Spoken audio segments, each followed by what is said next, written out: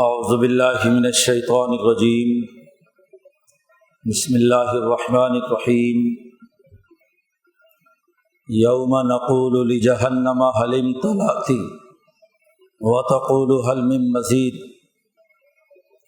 وأزلفت الجنة للمتقین غیر بعید ھذا ما توعدون لکل اواب حفیظ من خشی الرحمن بالغیب وجاء بقلب منیب ادخلوها بسلام ذلک یوم الخلود لهم ما یشاءون فیہا ولدینا مزید وکم اہلکنا قبلہم من قرن ہم اشد منہم بطشا فنقبوا فی البلاد هل من محیص ان فی ذلک لذکری لمن کان له قلب او القى السمع وهو شہید وَلَقَدْ خَلَقْنَا السَّمَاوَاتِ وَالْأَرْضَ وَمَا بَيْنَهُمَا فِي سِتَّةِ أَيَّامٍ وَمَا مَسَّنَا مِن لُغُوبٍ فَاصْبِرْ عَلَى مَا يَقُولُونَ وَسَبِّحْ بِحَمْدِ رَبِّكَ قَبْلَ طُلُوعِ الشَّمْسِ وَقَبْلَ الْغُرُوبِ وَمِنَ اللَّيْلِ فَسَبِّحْهُ وَأَدْبَارَ السُّجُودِ وَاسْتَمِعْ يَوْمَ يُنَادِ الْمُنَادِ مِن مَّكَانٍ قَرِيبٍ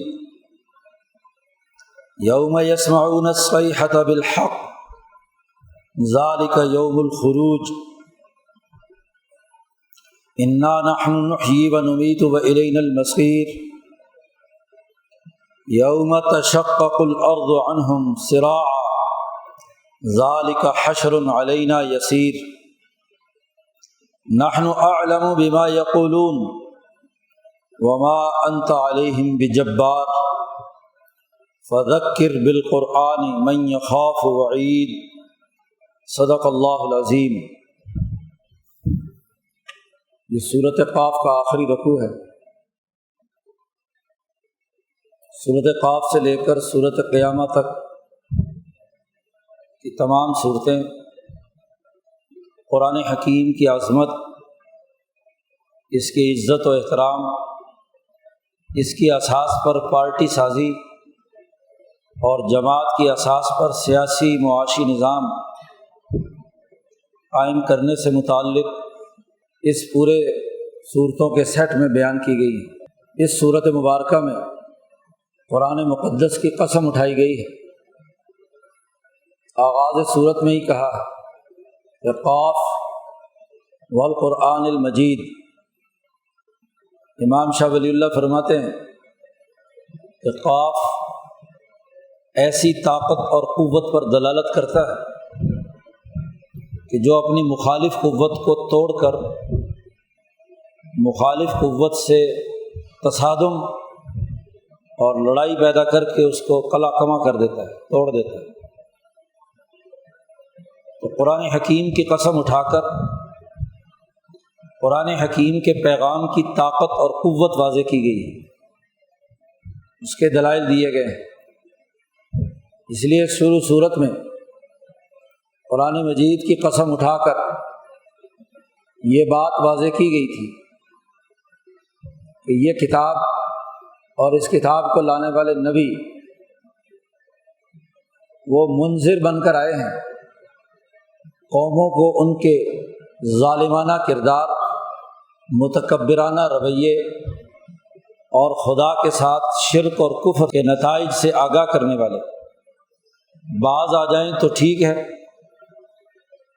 ورنہ ان سے تصادم کر کے ان کے سسٹم کو توڑ دیا جائے، ختم کر دیا جائے۔ قرآن کا جب یہ پیغام مکے کے مشرکوں کے سامنے آیا تو انہوں نے کہا بل عجیبوا، انہوں نے تعجب کا اظہار کیا کہ ان جاءہم منذر منہم، کہ انہی میں سے ایک ڈرانے والا ان کے پاس آیا ہے۔ رسول اللہ کی آمد پر تعجب کا اظہار کر رہے ہیں، اور پھر کہتے ہیں ھذا شیء عجیب، یہ عجیب شے آئی ہے۔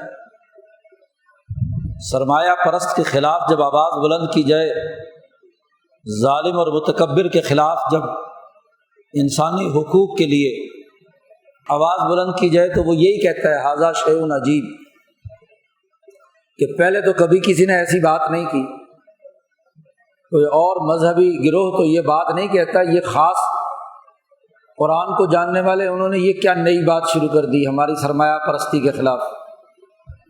تو شروع صورت میں قرآن حکیم نے ان کے اس سوال کا جواب دیا، ان کا پورا سوال نقل کیا ہے کہ کہتے ہیں یہ ھذا شیء عجیب۔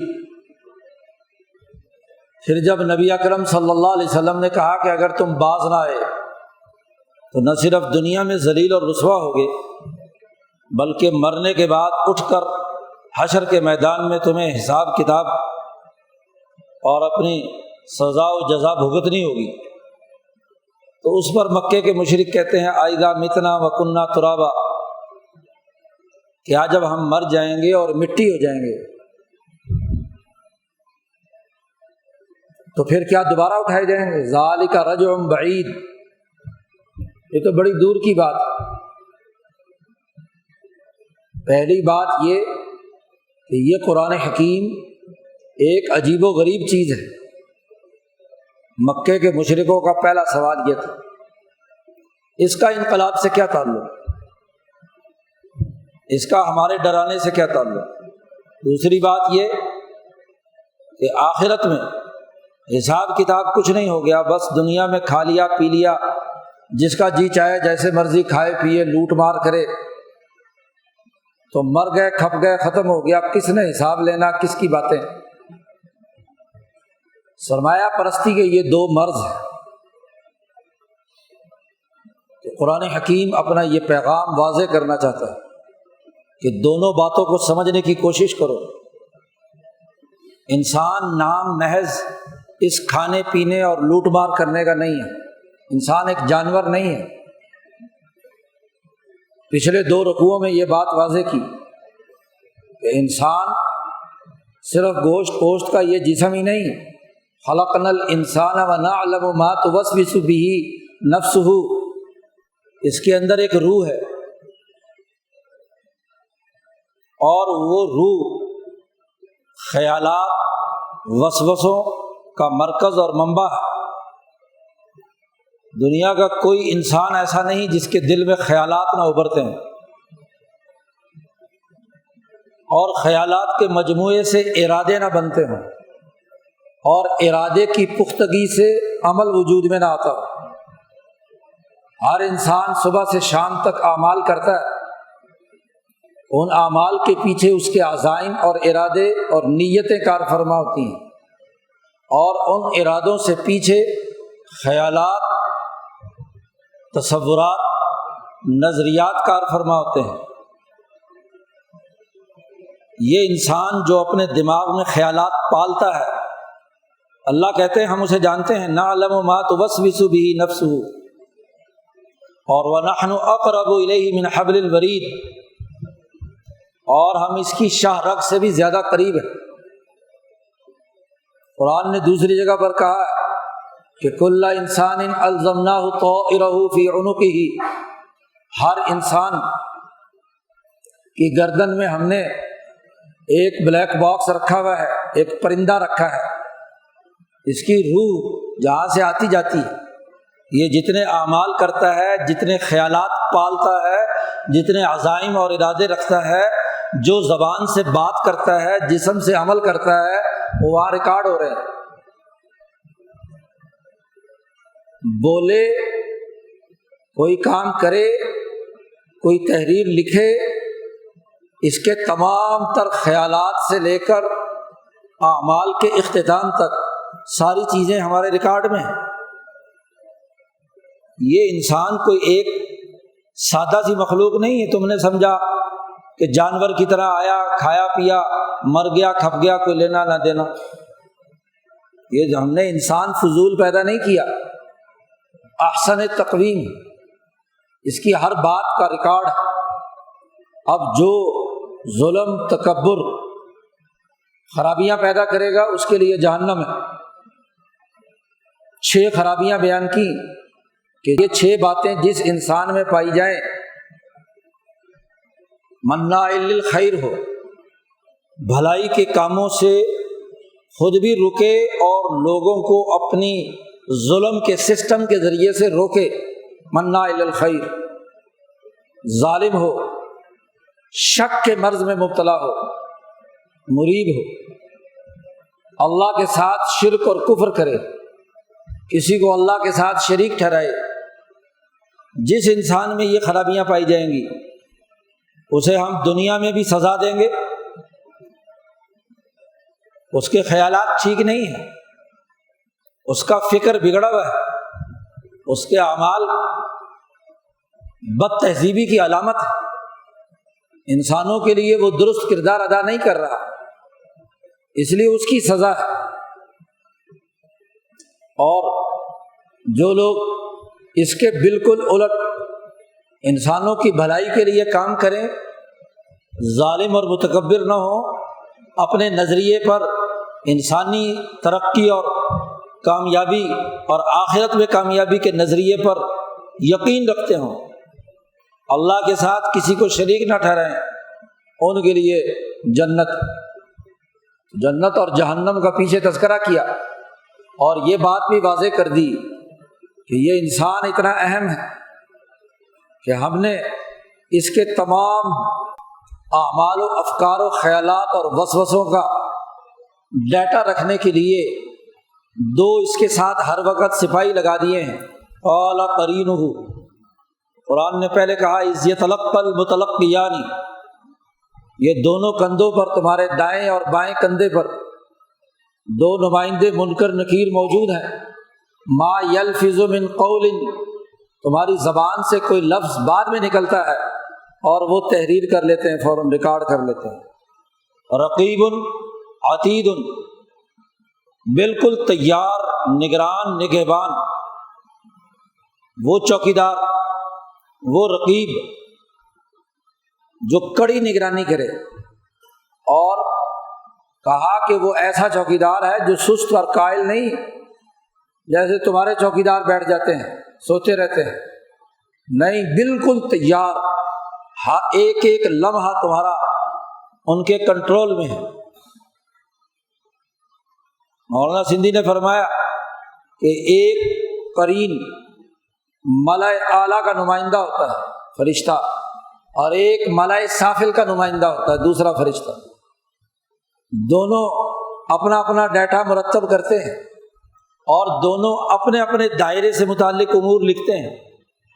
جو لوگ ملائے اعلیٰ کی طاقت کے مطابق، اس کے فیصلوں کے مطابق اعمال کر رہے ہوتے ہیں، اسے یہ فرشتہ لکھتا ہے، اور جو ملائے سافل کے تقاضوں، محض کھانے پینے، لذات، مفادات، خواہشات، تو وہ یہ ریکارڈ کرتا ہے، اور دونوں گواہ اللہ کی عدالت میں پیش ہوں گے۔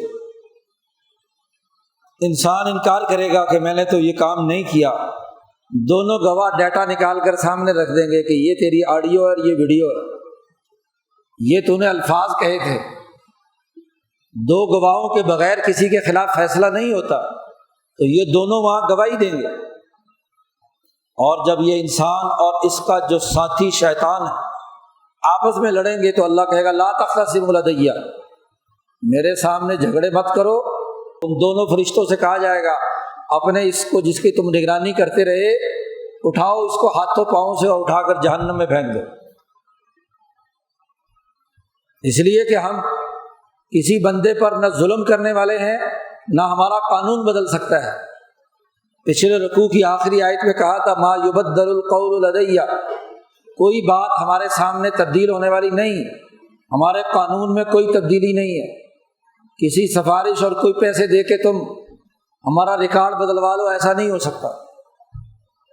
وما انا بظلام للعبید، اور اللہ فرماتے ہیں کہ میں ظالم نہیں ہوں، اور وہ بھی اپنے بندوں پر۔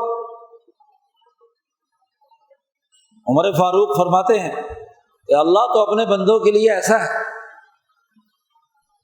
اس سے 70 گنا بڑا ہے، کہ جیسے ماں اپنے بچے کے لیے بچھونا بچھاتی ہے اور پھر پورے بستر پر ہاتھ پھیرتی ہے، اس لیے کہ اگر کوئی بچھو یا کوئی نقصان پہنچانے والا جانور ہے تو اس کے ہاتھ کو ڈس لے، اس کے بچے کو نہ ڈسے۔ تو اللہ تبارک و تعالیٰ تو انسانوں کے لیے قیامت کے دن ایسے ہوں گے، تو وہ اللہ ظلم کرے گا؟ نہیں، تمہارے ہی کرتوت ہوں گے، تمہارے ہی اعمال ہوں گے، تمہاری بد کرداری ہوگی جس کے نتائج تمہیں بھگتنے ہوں گے۔ اس رکوع میں سب سے پہلے تو قرآن نے جہنم کا نقشہ کھینچا کہ یہ انسان جہنم میں پھینک دیا جائے گا تو جہنم کا کردار کیا ہوگا، سب سے پہلے تو اسے بیان کیا، پھر جنت اور جنت کے جو نتائج کن لوگوں کے لیے ہیں ان کا تذکرہ کیا، اور پھر آخر صورت میں اس رکوع میں قرآن کی عظمت، قرآن حکیم کی بزرگی، اس کے پیغام کی حقانیت یہ واضح کی، اور ساتھ ہی یہ واضح کر دیا کہ نبی کا کام سچی اور کھری بات کا لوگوں کو پہنچا دینا ہے۔ نبی جابر اور ظالم نہیں ہوتا کہ طاقت کے بلبوتے پر سب سے کلمہ پڑھوائے، اس کا کام ہے کھول کھول کر پیغام بیان کر دینا، پھر ہر انسان کی مرضی ہے کہ وہ اس نصیحت کو حاصل کرتا ہے یا قبول نہیں کرتا۔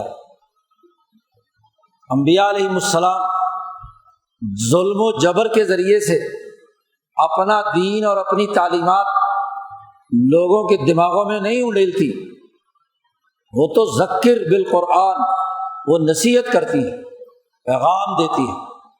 مکی صورت اور مکی صورت میں عدم تشدد کے اصول پر نظریے کی وضاحت ہے، جماعت سازی کا عمل ہے، اپنی آزاد مرضی سے کوئی آدمی اس پیغام کو قبول کرے، جماعت کا حصہ بنے، تو اس کی دعوت کوئی طاقت کا استعمال نہیں ہے۔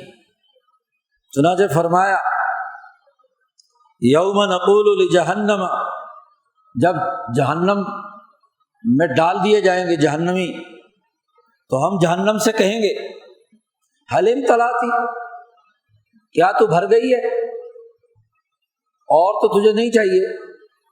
وہ کہے گی نہیں، وتقول حل من مزید، جہنم بولے گی کہ اور انسان ہیں تو لے آؤ، میرا پیٹ ابھی نہیں بھرا۔ جتنے ظالم اور متکبر ہیں، دوسری جگہ پہ قرآن نے کہا کہ جہنم غرا رہی ہوگی،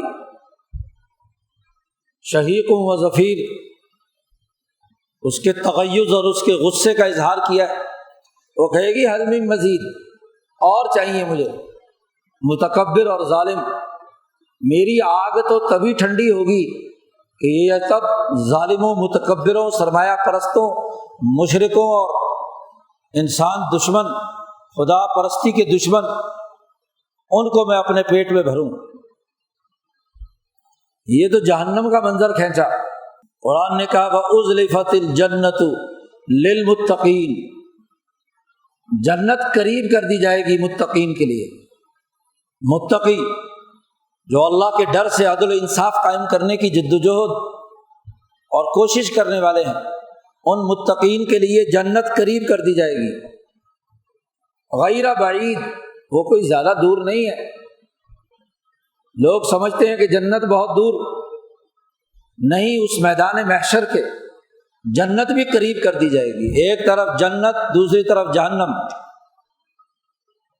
ان سے کہا جائے گا جنتیوں اور متقی لوگوں سے جنہوں نے انسانیت کی بھلائی کے لیے، خدا پرستی اور انسان دوستی کے لیے کردار ادا کیا، کہ ھذا ما توعدون لکل اواب حفیظ، یہ جنت وہ ہے جس کا تم سے دنیا میں وعدہ کیا گیا تھا کہ تم انقلابی کام کرو گے، عدل و انصاف کی جدوجہد اور کوشش کرو گے، جو اللہ کی طرف رجوع کرنے والا، اپنے نظریے کی حفاظت کر کے طاقت اور قوت کا استعمال کرنے والا، لکل اواب، اللہ کی طرف رجوع کرنے والا، صحیح نظریے کو سیکھنے والا، اور حفیظ، اس کی حفاظت کرنے والا۔ یہ نہیں کہ ایک دن انقلابی ہو اور اگلے دن انقلاب کا بھوت اتر جائے۔ ایک دن نیک کام کر لیا، اگلے دن غلط کام کرنے شروع کیے۔ اپنے نظریے کی جس نے حفاظت کی، اپنے عمل کی حفاظت کی، اور حفاظت تبھی ہے کہ جب اس نظریے پر روزانہ مستقل پوری استقامت کے ساتھ کام کیا جائے، تبھی حفاظت ہوتی ہے دنیا میں۔ ایک دن کر لیا، 10 دن چھوڑ دیا، 1 مہینہ کر لیا، 4 مہینے چھوڑ دیا، تو نظریے کی اور سوچ اور فکر کی حفاظت نہیں ہوتی۔ ایک طالب علم اپنی 1 دن کی کلاس میں حاضر ہو اور 10 دن غیر حاضر ہو، تو علم کیا آئے گا؟ اس نے علم کیا محفوظ کیا، مہارت کیا سیکھی؟ اس لیے کہا لکل اواب حفیظ۔ وہ لوگ کہ من خشی الرحمن بالغیب، جنہوں نے اللہ کو دیکھے بغیر ہی اللہ سے ڈرے، جن کے دل میں ڈر پیدا ہوا، الرحمن سے ڈرے کہ میں نے ظلم کیا، تکبر کیا، شرک کیا، گناہ کیے تو اللہ مجھے سزا دے گا۔ تو جو رحمان سے ڈرے تھے بن دیکھے، وجاء بقلب منیب، اور اللہ کے پاس لایا اللہ کی طرف رجوع کرنے والا دل، قلب منیب۔ انسان کی اصل حقیقت یہ جسم اور کھانا پینا نہیں، بلکہ اصل حقیقت اس کا قلب ہے، دل ہے۔ اس لیے حضور صلی اللہ علیہ وسلم نے فرمایا الا ان فی الجسد مضغۃ اذا صلحت صلح الجسد کلہ واذا فسدت فسد الجسد کلہ۔ خبردار لوگو، انسانی جسم میں ایک ٹکڑا ہے، وہ درست ہو جائے تو انسان درست ہوتا ہے، وہ بگڑ جائے، فساد واقع ہو جائے، قلب کے اندر خرابی اور بدنیتی آ جائے تو پورا جسم خراب ہو جاتا ہے۔ صحابہ نے حضور سے پوچھا کہ وہ کون سا ٹکڑا ہے؟ آپ نے فرمایا الا وہی القلب، خبردار وہ دل ہے۔ انسان نام اس محض کھانے پینے والے، کھانا پینا چرنے والے انسان اور جانور کا نام نہیں ہے، اس کا تعلق قلب سے ہے، اور ہر انسانی قلب میں قوت عقلیہ اور قوت عملیہ پائی جاتی ہے جو جانور میں نہیں ہے۔ اس کے اندر عقل بھی ہے اور عمل کی طاقت بھی ہے، دونوں قوتوں کا مرکز اور منبع قلب ہے۔ قلب جب عقل سے جڑتا ہے تو اس میں قوت عقلیہ پیدا ہوتی ہے، اور یہی قلب جب نفس سے جڑتا ہے تو قوت عملیہ پیدا ہوتی ہے۔ تو قلب منیب وہ ہے جو اپنے قلب کو عقل اور نفس کے ساتھ ملا کر اللہ کی طرف رجوع کرنے والا ہے، قرآن حکیم کے پیغام کو سمجھنے والا ہے، اس کے نظریے سے وابستہ ہے، اس کی اساس پر اپنی قوت عقلیہ اور عملیہ کو استعمال میں لاتا ہے، یہ قلب منیب ہے۔ تو ان لوگوں کے لیے کہا جائے گا ادخلوہا بسلام، یہ جنت حاضر ہو گئی ہے، چلو جاؤ اس میں پورے امن اور سلامتی اور احترام کے ساتھ داخل ہو جاؤ۔ قرآن حکیم نے دوسری جگہ پر کہا ان متقی لوگوں کو چلا کر جنت کے سامنے لایا جائے گا اور دروازے کھلے ہوئے ہوں گے، فرشتے استقبال کریں گے، سلام سلام سلام علیکم طبتم فادخلوہا خالدین، تم پر سلامتی ہو، بڑی خوشی کے ساتھ، احترام اور عزت کے ساتھ جنت میں داخل ہو جاؤ۔ اور پھر کہا جائے گا ذالک یوم الخلود، یہ ہمیشہ ہمیشہ کا دن ہے، اس میں تم ہمیشہ ہمیشہ رہو گے۔ حضرت شاہ صاحب نے بڑی خوبصورت بات کہی کہ انسان اپنی پیدائش سے لے کر جنت میں داخلے سے پہلے تک اس کا کوئی حال مستحکم اور ہمیشہ رہنے والا نہیں ہے، بدلتا رہتا ہے۔ ماں کے پیٹ سے نکلا تو اتنا بچونگڑا تھا، اور پھر بڑا ہوتے ہوتے جوان بنا، اور پھر جوانی بھی ڈھلنا شروع ہو گئی، پھر بال سفید ہوئے، بڑھاپا، اور پھر ہوتے ہوتے موت کے منہ میں چلا گیا۔ اس موت جس کا منظر نامہ پچھلے رکوع میں تفصیل سے بیان کیا، وجاءت سکرۃ الموت، بالحق موت کی بے ہوشی طاری ہوئی اور یہاں سے رخصت ہو گیا، اور یہاں سے رخصت ہونے کے بعد بھی عالم برزخ میں کسی ایک حالت میں باقی نہیں، وہاں بھی مختلف مراحل سے گزرتا ہے، بالکل ایسے ہی جیسے ایک بچہ بچپن سے لے کر بڑھاپے تک کی پوری زندگی اس دنیا میں مختلف حالات اور تغیرات سے گزر کر پوری کرتا ہے، بالکل بھی آئی نہیں۔ موت کے بعد قبر کے مرحلے میں حشر کے میدان تک اس کی حالت بدلتی رہتی ہے۔ اگر جنتی ہے تو جنت کی کھڑکی اور جنت کے ساتھ وابستہ نعمتیں ہر گزرتے دن کے ساتھ بڑھتی چلی جاتی ہیں، اور اگر جہنمی ہے تو جہنم کی کھڑکی اور اس سے متعلق جو اس کے لوازمات ہیں وہ ہر گزرتے دن کے ساتھ بڑھتے چلے جاتے ہیں، یہاں تک کہ حشر کے میدان میں جہنمی جہنم میں اور جنتی جنت میں۔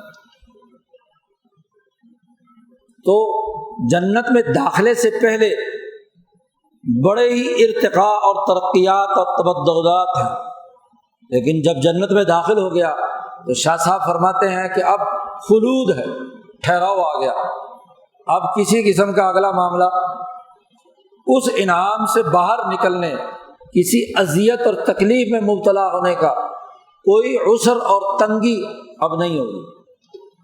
اب جو بھی کچھ ہوگا اسی دائرے کے اندر مزید ترقیات کا تو ہو سکتا ہے، لیکن تنزلات کی کوئی کیفیت نہیں ہو سکتی۔ یہ مطلب ہے ذالک یوم الخلود کہ ہمیشہ ہمیشہ وہاں رہیں گے، یا دوسری جگہ پر خالدین فیہا کہا ہے، لہم ما یشاؤون فیہا، یہ جنتی جنت میں داخل ہوں گے، جو چاہیں گے وہ انہیں وہاں ملے گا، یشاؤون فیہا۔ اور یہی نہیں، انسان کی کیا حیثیت ہے اللہ کے مقابلے میں کہ اس کی مشیت، اس کی چاہت تمام چیزوں کا ادراک کر لے اور اس کی چاہت کرے۔ انسان کی کیپیسٹی بڑی تھوڑی ہے جنت کے اعلیٰ ترین نعمتوں کے لیے۔ اللہ پاک کہتے ہیں وَلَدَيْنَا مزید، جو نہیں بھی مانگو گے ہم اپنی طرف سے خود دیں گے، مزید دیں گے، اضافہ کریں گے۔ اس لیے نبی اکرم صلی اللہ علیہ وسلم نے فرمایا کہ جب جنتیوں کو تمام نعمتیں مل جائیں گی، ہر جمعے کے دن جمع ہوا کریں گے اللہ کے دربار میں، تو اللہ میاں سوال کرے گا کچھ اور چاہیے؟ کہیں گے اللہ میاں اتنا انعام کر دیا اور کیا چاہیے؟ اللہ میاں مزید انعام دے گا۔ اگلے ہفتے پھر ہر ہفتے ایک دن آئے گا کہ اب انسان کے خیال کے مطابق، خواہش کے مطابق کوئی ایسی چیز باقی نہیں رہی کہ جس کا اللہ سے مطالبہ کیا جائے۔ اللہ میاں پوچھے گا ہاں بھائی کچھ چاہیے؟ نہیں جی کچھ نہیں چاہیے، سب کچھ دے دیا تمہیں۔ اللہ پاک کہیں گے کہ نہیں ابھی بھی بہت کچھ باقی ہے جی۔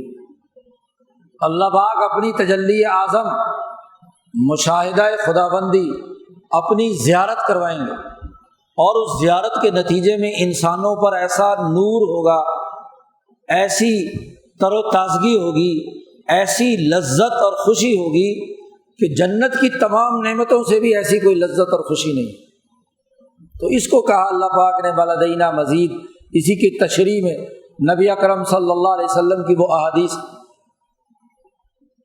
تو جنتیوں اور جہنمیوں کا موازنہ، انعامات الہیہ اور عذابات الہیہ کا تجزیہ کر کے بتلایا کہ انسان اس دنیا کی 50-60 سال کی زندگی صرف نہیں رکھتا، بلکہ اس کو تو بڑا لمبا سفر طے کرنا ہے۔ اس دنیا کے 60-70 سال تو ابتدا اور تمہید ہے، یہ وہ دائرہ ہے جہاں جو عمل کیے جائیں گے ان کی جزا و سزا بھگتنے کا ایک بڑا لمبا عرصہ مرنے کے بعد قبر کا ہے۔ ہمارے حضرت اقدس مولانا شاہ سعید احمد رائے پوری رحمۃ اللہ علیہ فرمایا کرتے تھے کہ بھائی ذرا سوچو، آدم علیہ السلام کو فوت ہوئے ہوئے کتنا عرصہ ہو گیا، ہمارے آباء و اجداد کو مرے ہوئے کتنا عرصہ ہو چکا۔ اگر دنیا کی معلوم تاریخ بھی اگر دیکھی جائے تو 10-12 ہزار سال پرانا یہ دائرہ ہے، تو ان کا قبر میں کتنا عرصہ گزر رہا ہے، جبکہ وہاں کے دن رات تمہارے دن رات سے کہیں بڑے لمبے اور وسیع ہیں۔ تو حضرت فرماتے تھے ان کی قبر کے اندر کتنی لمبی زندگی ہے، سوچو کہ تمہارے بعد بھی ابھی پتہ نہیں دنیا کب تک قائم ہے۔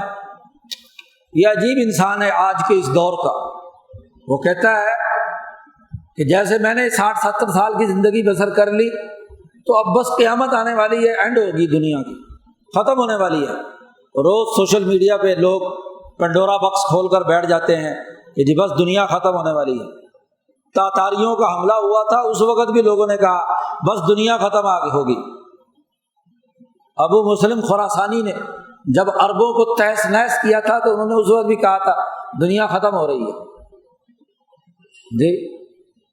جب انگریزوں نے پوری دنیا پر تسلط حاصل کیا تھا تو اس وقت بھی کہا یہ یاجوج ماجوج آ گئے، اب تو بس دنیا ختم ہی ہونے والی ہے۔ تو جاہل قسم کے لوگ پیشن گوئیاں کرتے رہتے ہیں کہ جی بس دنیا فلاں جمعے کو ختم ہو جائے گی اور فلاں جو ہے نا معاملہ پیش آ گیا، دیکھو وہ علامات قیامت پیدا ہو گئی۔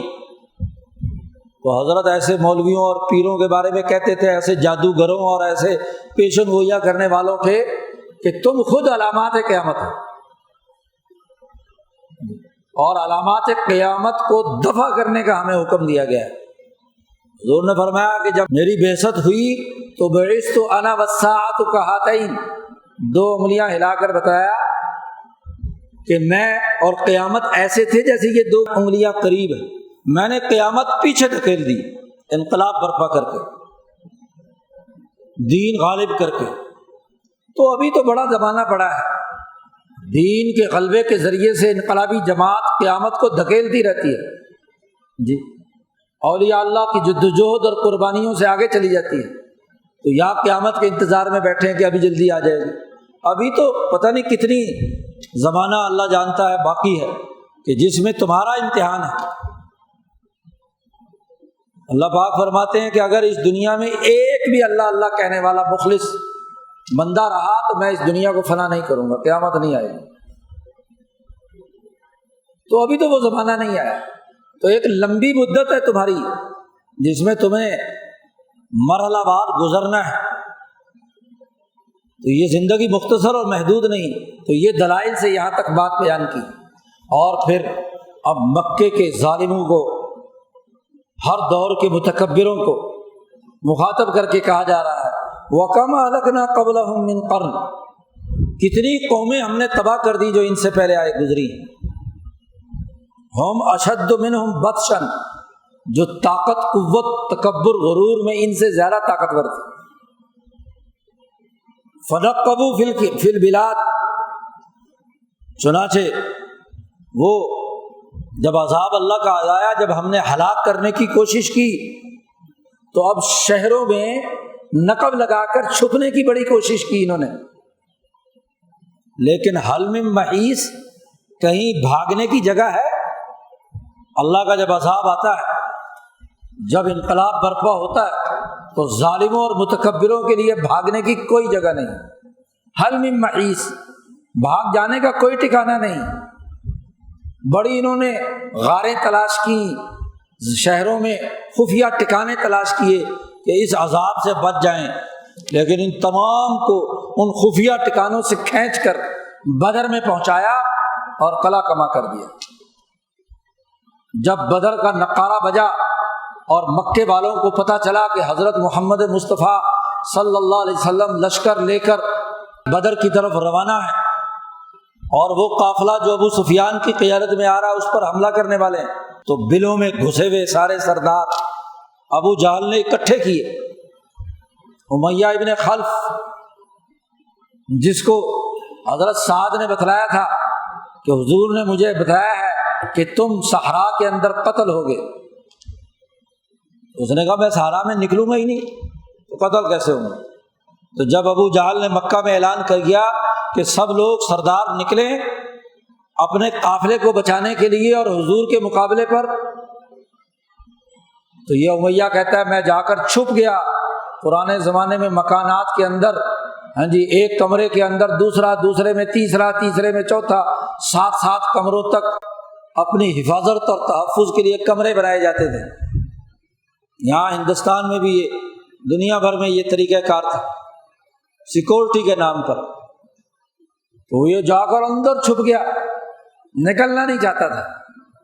بیوی سے کہہ دیا کہ ابو جہل آئے تو کہہ دینا کہ وہ یہاں نہیں ہے، کیونکہ محمد صلی اللہ علیہ وسلم کی بات جھوٹی نہیں ہو سکتی۔ میں اگر جنگ کے لیے نکلا تو مارا جاؤں گا۔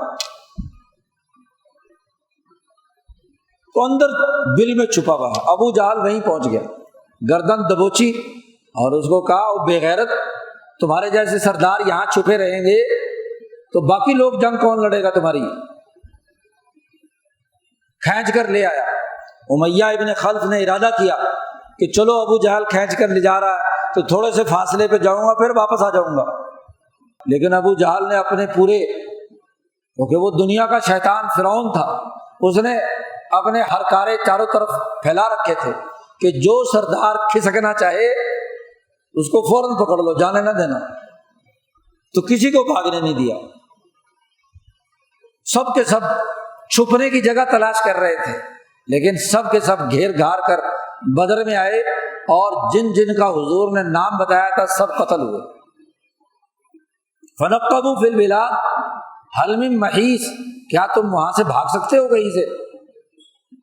یاد رکھو یہ کتاب مقدس قرآن حکیم ان فی ذلک لذکری، یہ سوچنے کی کتاب ہے، غور و فکر کرنے کی بات ہے۔ یہ تمہارے فکر اور عقل کے جو سوتے خشک ہو چکے ہیں ان کو ختم کر کے اس کے اندر ابھار پیدا کرتی ہے، سوچنے کے لیے غور و فکر کی دعوت دیتی ہے۔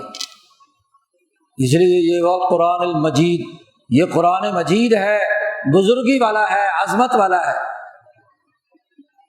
لذکر، پہلی بات یہ ہے کہ یہ نصیحت سوچنے اور غور و فکر کا موقع فراہم کرتی ہے، لیکن کس کو؟ لمن کان لہ قلب، جس کے سینے میں دل ہے، جو دل رکھتا ہے۔ او القى السمع وهو شہید، یا اس نے توجہ سے بات سنی اور پھر اس بات کو مسلسل یاد رکھا تو شاید اسے فائدہ ہو جائے۔ امام شاہ ولی اللہ فرماتے ہیں انسان دو طرح کے ہوتے ہیں، ایک وہ جو ذہین و فتین صاحب دل، ان کا دل طاقتور قوت والا بہادر ہوتا ہے، جیسے ہی آپ نے اچھی اور سچی اور عقلی بات کی ان کی عقل میں آ گئی اور قلب میں پیوست ہو گئی، ان کے قوت عقلیہ اس نے روشنی حاصل کی اور ان کے قوت عملیہ نے بہادری اور دلیری اور استقامت اختیار کیا۔ یہ وہ لوگ ہیں جو دل والے ہیں، اہل دل۔ اور باقی لوگوں کا عام معاملہ یہ ہوتا ہے کہ قلب کے حوالے سے بزدل ہوتے ہیں، کمزور، بات فوری طور پر سمجھ میں نہیں آتی۔ جو طالب علم کمزور ہوتا ہے، جسے فوراً صحیح اور سچی بات پک کرنے کی صلاحیت نہیں ہوتی، تو اس کا بھی اگر وہ استاذ کا سبق روزانہ توجہ سے سنے، ذہین آدمی تو بس جملے سنتا ہے، بے توجہ میں بھی سن لے تب بھی دل میں جا کر کھب جاتا ہے، پرچے میں پاس ہو جاتا ہے۔ اور جو آدمی کمزور ہو اور اگر وہ استاذ کی بات توجہ سے سن لے، کان لگا کر، کوئی لفظ اور جملہ مس نہ کرے، اور پھر اس جملے کو شہید اس کی نگرانی بھی کرے، بار بار دہراتا رہے، تو اس کے بھی دل میں بات پیوست ہو جاتی ہے، لیکن اس کو ذرا محنت کرنی پڑتی ہے۔ تو یہ نصیحت ہے قرآن۔ تو جو تو دل والے ہیں ان کے لیے تو فوراً بات ان کے دماغ میں آ جائے گی، لمن کان لہ قلب، اور جو دوسرے ہیں وہ بھی اگر کان لگا کر توجہ سے بات سنے، وہو شہید، اور وہ حاضر باش بھی ہوں، کان تو بے شک یہاں لگایا ہوا ہو لیکن دماغ کہیں اور پھر رہا ہے، بیٹھے یہاں ہوں اور خیالات اماں ابا اور بیگم کے اندر اور مکان اور گھر میں الجھے ہوئے ہو، تو پھر چاہے یہاں جتنا مرضی موضوعات سن لو کوئی اچھا پتہ نہیں چلے گا۔ موضوعات سننے کے لیے دل کی توجہ درکار ہے اور کانوں کی توجہ درکار ہے. اپنے دماغ اور جسم سے دونوں سے حاضری ہو. یہ نہ ہو کہ جسم سے تو رجسٹر میں حاضری لگا دی اور دل اور دماغ کہیں اور متوجہ ہے تو اسے بیچارے کو کیا سمجھ میں آئے گی. اس کا اگر اسی وقت امتحان لو کہ ہاں جی میں نے کیا بات کی تو آئیں بائیں شائیں. لیکن جو توجہ سے سن رہا ہے اس کو اس کا فائدہ ہے. تو قرآن لذکرہ ہے، نصیحت ہے دل والوں کے لیے بھی اور توجہ سے سننے والوں کے لیے بھی. پھر قرآن حکیم نے کہا کہ تم یہ سمجھتے ہو، پہلے ان کا سوال تھا کہ جب ہم مر جائیں گے کھپ جائیں گے تو دوبارہ کیسے پیدا ہوں گے؟ دوبارہ بنانا تو خاصا مشکل ہے. وہاں اللہ نے وہاں بھی جواب دیا اور آخر میں اب بات قرآن بیان کر رہا ہے کہ وَلَقَدْ خَلَقْنَا السَّمَاوَاتِ وَالْأَرْضَ وَمَا بَيْنَهُمَا، ہم نے آسمان و زمین اور ان کے درمیان جتنی مخلوقات وہ ہم نے 6 دنوں میں پیدا کی. صرف فی 6 ایام، ہفتے کو بنانا شروع کیا اور جمعرات تک تمام کائنات پیدا کر دی. 6 ایام، آسمان و زمین ہم نے 6 دنوں میں پیدا کیے. پیچھے سورت حامیم سجدہ میں اس کی تفصیل قرآن نے خود بیان کر دی کہ 2 دنوں میں یہ کیا، 2 دنوں میں یہ کیا، 2 دنوں میں یہ کیا. 6 دن. وَمَا مَسَّنَا مِن لُغُوبٍ، یہ کائنات بنانے میں ہمیں کسی قسم کی کوئی تھکاوٹ نہیں ہوئی، کسی تھکاوٹ نے ہمیں نہیں چھوا. تم سمجھتے ہو کہ کائنات بنا کر اللہ میاں تھک کے بیٹھ گیا ہوگا، نعوذ باللہ، اب ہمیں دوبارہ کیسے پیدا کرے گا؟ زمین سور پھونک کر توڑ پھوڑ کر دوبارہ بنانا بڑا مشکل ہے. تمہارا خیال ہوگا کہ نئی بلڈنگ بنانا تو شاید اس حوالے سے آسان ہو کہ بالکل نیا میٹیریل، نیا سب کچھ، اور پرانی بلڈنگ کو ڈیمالش کر کے نئی بلڈنگ بنانا اسی میٹیریل سے بڑا مشکل ہوتا ہے جی. ایسی بات نہیں، ہم اس سے تھکاوٹ کا شکار نہیں ہوئے. اور پیچھے آیت گزری تھی افعینا بالخلق الاول، کیا پہلی دفعہ پیدا کر کے ہم تھک کر بیٹھ گئے؟ نہیں، جیسے ہم نے یہ کائنات ابتداءً پیدا کی، تم اس پر غور کرو کہ کوئی ماڈل پہلی مرتبہ بنانا مشکل ہوتا ہے اور جب بن جائے تو دوبارہ بلڈ اپ کرنا کیا مشکل ہے. نقشہ موجود، سب کچھ موجود، میٹیریل موجود، تو ہم اس کائنات کو دوبارہ پیدا کر سکتے ہیں. تم انسانوں کی طرح نہیں کہ کام کر کے تھک کر بیٹھ جائیں.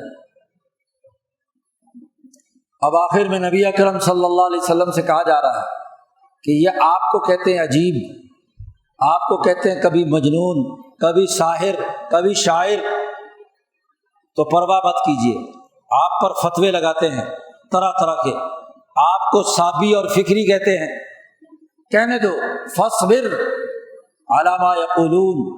حضرت شیخ الہند نے ترجمہ کیا، سہتا رہ ان کی باتوں کو جو تیرے بارے میں کہتے ہیں، برداشت کر. مکی دور میں اقدام کا بھی حکم نہیں ہے، ابھی عدم تشدد کے اصول پر تمہیں برداشت کرنا ہے. فاصبر، صبر و استقامت کا مظاہرہ کیجیے.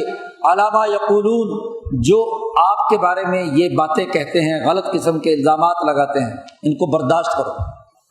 ایک سچے انقلابی کو جو قرآن کے پیغام کو قبول کرتا ہے، سب سے پہلا امتحان ہی اس کا یہ ہے کہ وہ مخالفت کرنے والوں کی مخالفت، ان کی دشمنی، ان کی فتوے بازی، ان کا تکبر اور غرور سے بھرا ہوا رویہ، اس کا مقابلہ کرے، مزاحمت کرے.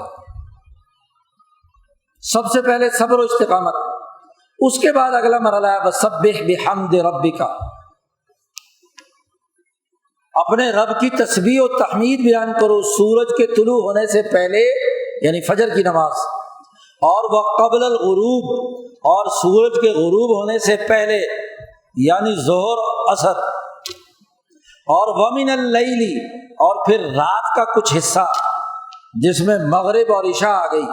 فسبحہ، اللہ کی تسبیح بیان کیجیے.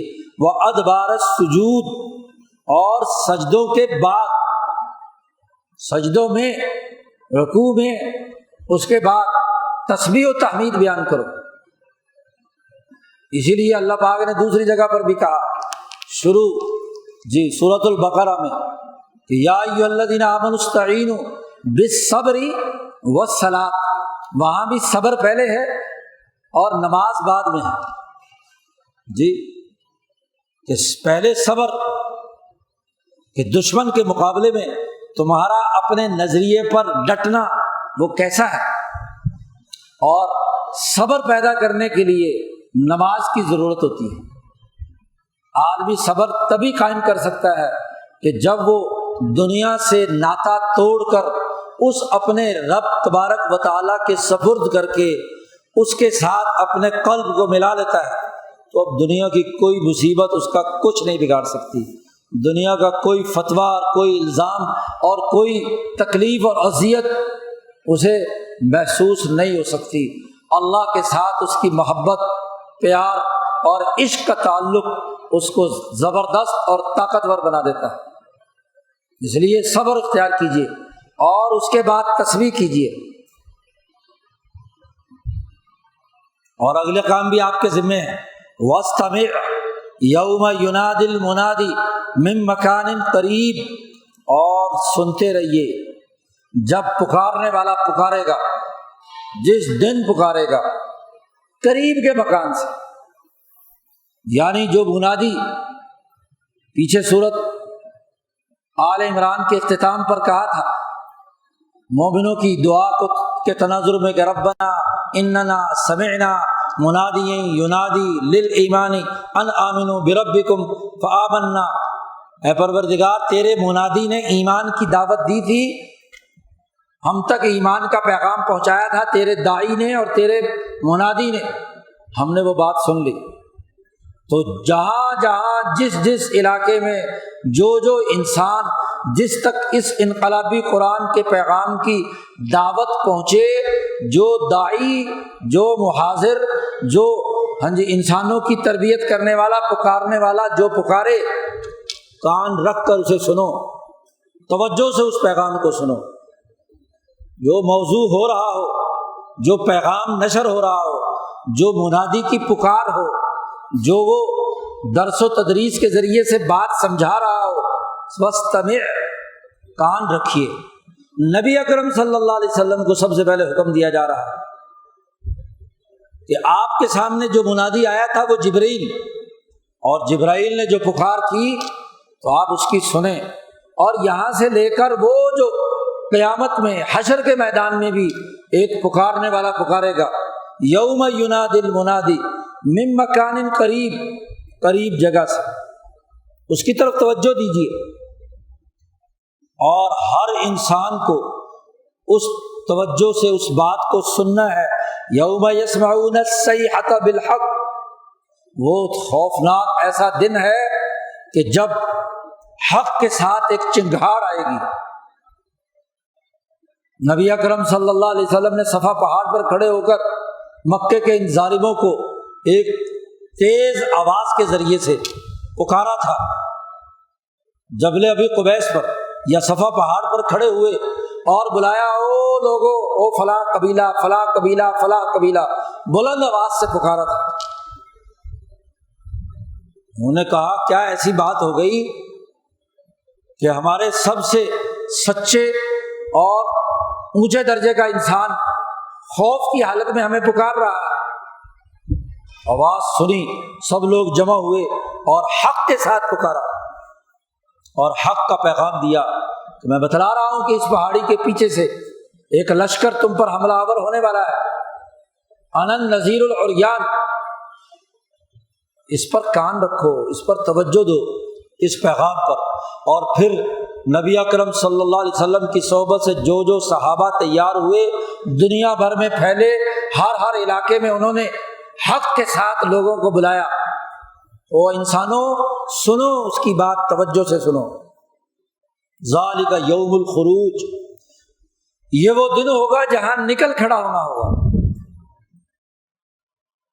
کہ اس آواز کی طرف متوجہ ہو، اس کی طرف متوجہ ہو یا تو خود نکل کر اس کی جماعت میں شامل ہو جاؤ، اور اگر ایسا نہیں تو ایک وقت آئے گا کہ وہ جماعت تمہیں نکال کر اس دھرتی سے باہر کر دے گی، انقلابات برپا کرے گی۔ یہ تو دنیا میں اس آیت کا مطلب ہے، اور آخرت کے حوالے سے بھی جب قیامت کے دن فرشتہ پکارے گا سب مردوں کو جو قبروں میں سوئے ہوئے ہوں گے، حدیث پاک میں آتا ہے فرشتہ کہے گا ایھا العظام البالیہ واللحوم المتمزقہ ہلموا الی الرحمن، او بوسیدہ ہڈیوں، ریزہ ریزہ ہونے والے گوشتوں، اٹھو رحمان کی طرف دوڑو، اللہ کی طرف دوڑو۔ یہ ہے وہ صیحہ بالحق۔ حضرت مولانا محمد قاسم نانوتوی فرماتے ہیں قرآن کی آیت مفہوم کلی رکھتی ہے، دنیا کے مفہوم بھی اس میں شامل ہے اور آخرت کے امور بھی اس میں شامل ہے۔ آیات کو صرف ایک دائرے تک مخصوص کر لینا درست نہیں۔ وہاں یوم الخروج ہے، ہر ایک اپنی قبر سے، حدیث میں آتا ہے سر جھاڑتے ہوئے، قبر سے مٹی جھاڑتے ہوئے نکلے گا اور دیوانہ وار دوڑنا شروع کرے گا آٹومیٹک روبوٹ کی طرح اس مقام پر جہاں حشر کے میدان میں اس کا کھڑے ہو کر حساب کتاب ہونا ہے۔ اس کا نظم و نسق پہلے سے قائم ہوگا کہ کس نے کس جگہ پر حشر میں کھڑے ہو کر اپنا کس کٹہرے میں کھڑا ہونا ہے۔ ہر آدمی کے لیے ایک مخصوص مقام پہلے سے اس کی جگہ، اس کی سپیس الاٹ کی ہوئی ہوگی، خود بخود دوڑتا ہوا وہاں پہنچ جائے گا۔ قرآن کہتا ہے انا نحن نحیی و نمیت، تم سمجھتے ہو مرے اور ختم ہو گئے، نہیں، نحن نحیی، ہم نے ہی تمہیں پیدا کیا ہے، زندہ کیا ہے، اور ہم ہی تمہیں مارتے ہیں، اور وَإِلَيْنَا مَصِيرٌ، اور ہماری ہی طرف تمہیں لوٹ کر دوبارہ آنا ہے۔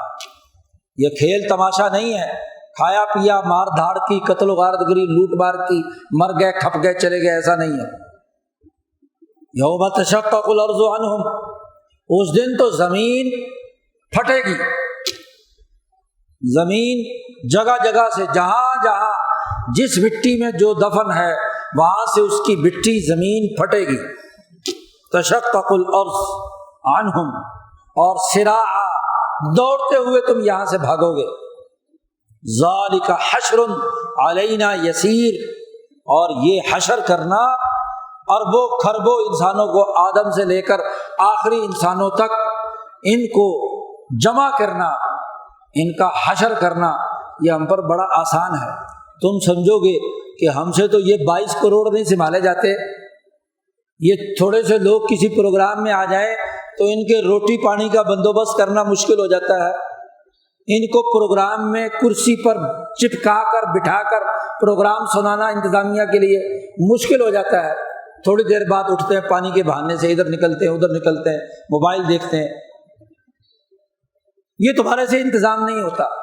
اللہ میاں کہتا ہے ہم نے پورا انتظام کیا ہوا ہے، ہمارا نظم و نسق پورے ڈسپلن کا ہے اور بہت ہی آسان ہے۔ حشر یسیر، اور کتنے انسان ہیں؟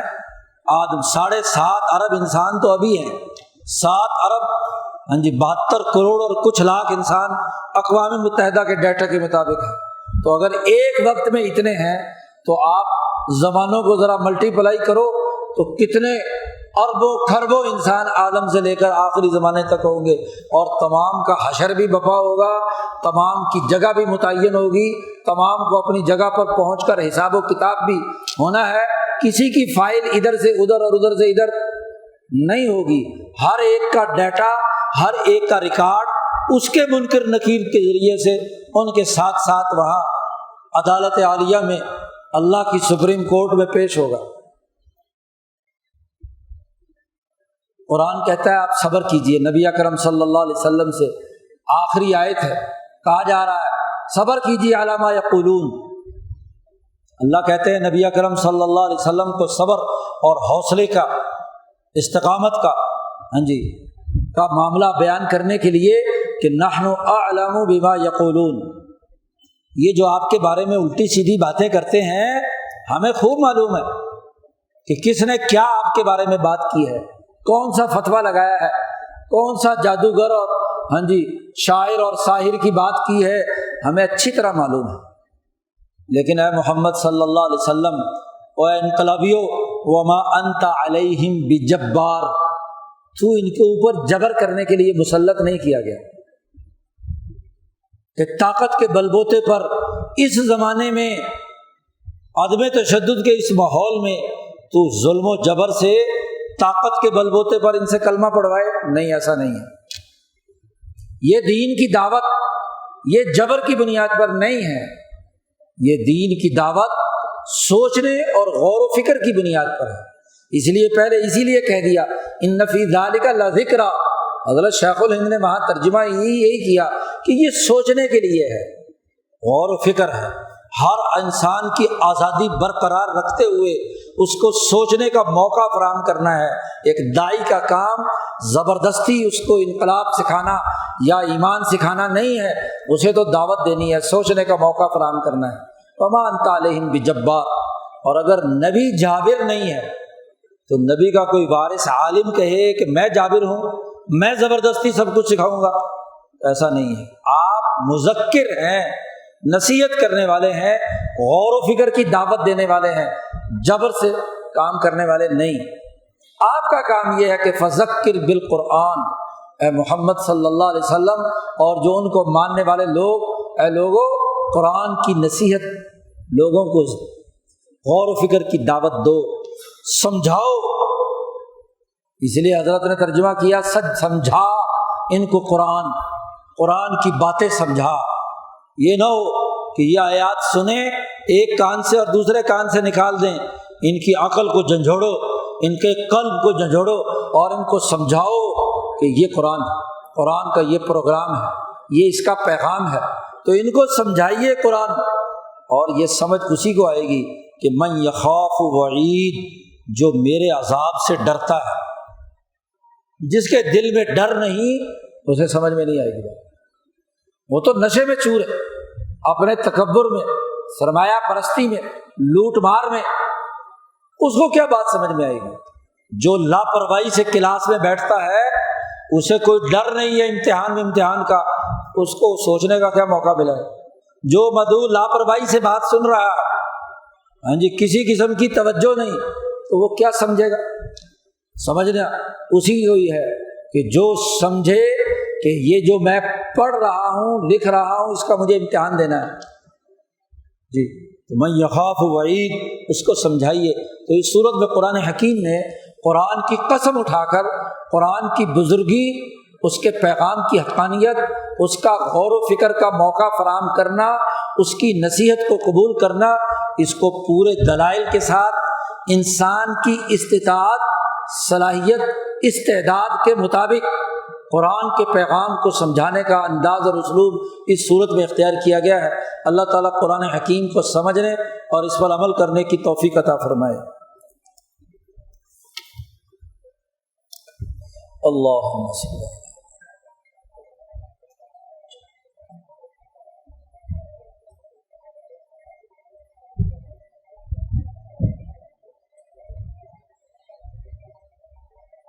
اجمعین۔